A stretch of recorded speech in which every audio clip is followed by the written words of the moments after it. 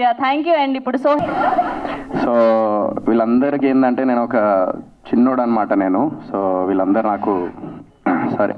So serious ఏ part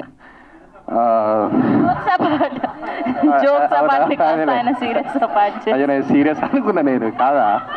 okay. అయితే మహబూబ్ నాది friendship big boss నుంచే స్టార్ట్ అయింది. సో ఇద్దరు జర్నీ చేసుకుంటూ మేము మాట్లాడుకుంటూ ఉండేవాళ్ళం ఇంటి దగ్గర కానీ అదంతా. ఎందుకంటే ఒక రియాలిటీ షో నుంచి ఒక సినిమా ఇండస్ట్రీలో ఎంటర్ అవ్వాలన్నా లేకపోతే ఏదైనా సాధించాలన్నా చాలా అంటే ఆల్రెడీ సినిమాలో ఉన్న వాళ్ళు డైరెక్ట్ సినిమాలో వచ్చిన వాళ్ళు కొంచెం కష్టపడితే దెన్ సినిమా రికగ్నైజేషన్ అనేది వస్తూ ఉంటుంది. బట్ రియాలిటీ షో నుంచి మేము సినిమాల్లో ఎంటర్ అవ్వాలంటే చాలా కష్టపడాలి, దానికి రెండింతలు ఇంకా ఎక్స్ట్రా కష్టపడాలి. ఎందుకంటే ఆడియన్స్ మైండ్ సెట్ ఏంటంటే అరే బిగ్ బాస్ ఒక రియాలిటీ షో, అక్కడ నుంచి సినిమాల్లోకి ఆ మైండ్ సెట్ని తిరిగి అది తీసుకురావాలంటే మంచి మంచి కాన్సెప్ట్తోని అండ్ కష్టపడుతూ మంచి కాన్సెప్ట్తో ముందుకెళ్ళాలి.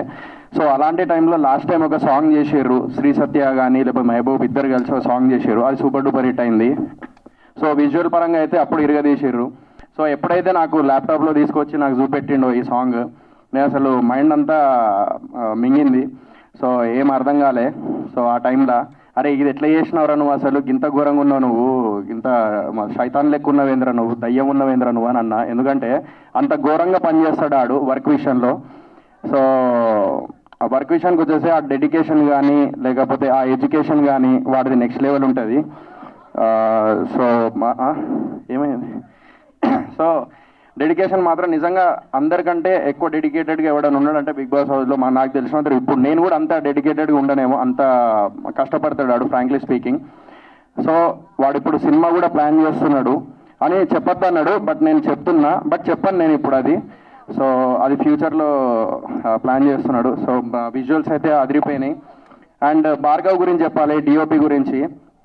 అతను కూడా సేమ్ అంతే, మహబూబ్ లాగానే లైక్ హార్డ్ వర్క్. అండ్ మేము లాస్ట్ టైం కూడా ఒక ఆల్బమ్ సాంగ్ చేసినాం, తట్టుకోలేను నువ్వు ఇంకొకరితో ఉన్న సాంగ్ ఉంది కదా, అది మనోడే డిఓపి చేసింది. నా పాట పాడమంటే పాట కానీ వీడు ఎప్పుడో చేసిన పాట నుంచి పాడుతున్నాడు. అరే డిఓపి రా పాపం, ఆడు కూడా ఎదగాలి కదరా. సో 20 million దాకా వచ్చింది కదా. సో అప్పుడు అతను విజువల్ చూసే మేము అసలు హ్యాపీ ఫీల్ అయినాం. ఫస్ట్ మేమిద్దరం చేసింది రాహుల్ అన్న పాడిన సాంగ్ నాటు సాంగ్ ఉంది కదన్న. సో ఆ సాంగ్కి మనోడు డిఓపిగా చేసిండు ఆ టైంలో Bhargav, still I remember. So అది కూడా మిలియన్స్లో వెళ్ళినాయి.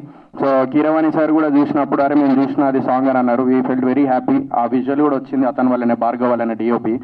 అండ్ డైరెక్టర్ గారు లైక్ నెక్స్ట్ లెవెల్. ఇందాక మీరు అంత సీరియస్గా మాట్లాడుతా అంటే ఈడు మైక్ లాక్కొని జోక్సే పాట అంట అన్నాడు. అంటే చెప్పిందంత జోక్, ఆయన చెప్పింది జోక్సే పాట అంటాడు. నాకు అర్థం కాలే, మైక్ లాక్కొని జోక్సే పాట అని అన్నాడు. అట్లా చెప్పద్దు ఎప్పుడు. సో ఇప్పుడు కూడా సీరియస్ పాట. So all the best team అందరికీ.